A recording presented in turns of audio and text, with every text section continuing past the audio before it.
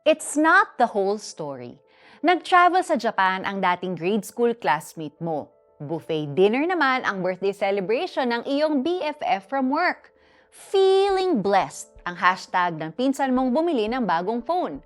Nalaman mo ang lahat ng ito dahil sa kakascroll sa iyong social media accounts. By being updated with what's happening to our contacts, we think na alam na natin ang lahat ng nangyayari sa kanila. And because most people only post about the highlights of their days, tingin tuloy natin at ng mundo that their lives are perfect. Ang totoo, walang perpektong buhay. Walang taong hindi nakakaranas ng challenges, maliit man o malaki.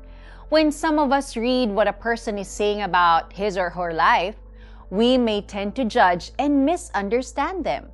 We think they're bragging. We'd say, kunwari pang feeling grateful, humble bragging naman talaga.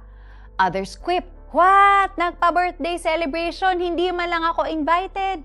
And the list of unsolicited comments, most of them unkind, goes on and on. The truth is our tendency to judge them is a trap that leads us to envy, jealousy, animosity, and feeling sorry for ourselves. Can't we just be happy for them? If we just wait patiently for our turn, God may send us blessings beyond what we even asked or imagined.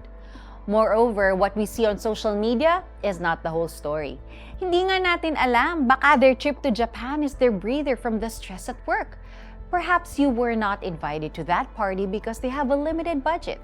Yung bagong phone, malay natin kung gaano kalaking sacrifice at ilang overtime ang pinagdaanan para mapag-ipunan nila ang mga bagay na ito. Besides, who are we to question whether they deserve those things or not? Let's pray. Our Father, please forgive me if I tend to judge others by what they post on social media. Help me to be happy for the blessings that they are experiencing, knowing that if it is your will, my turn will come in your perfect time. In Jesus' name, Amen. Kaninong social media post ang nagbibigay sa'yo ng negative emotions? The next time you see him or her on your feed, instead of feeling bad for yourself, thank the Lord for blessing that person. Huwag kayong humatol ng kayo'y di hatulan, sapagkat hahatulan kayo ng Diyos ayon sa paghatol ninyo sa iba at susukatin kayo ayon sa panukat na ginagamit ninyo sa iba. Matthew 7 verses 1 to 2. Ako po si Sonja Calit. God bless you. Have a great day.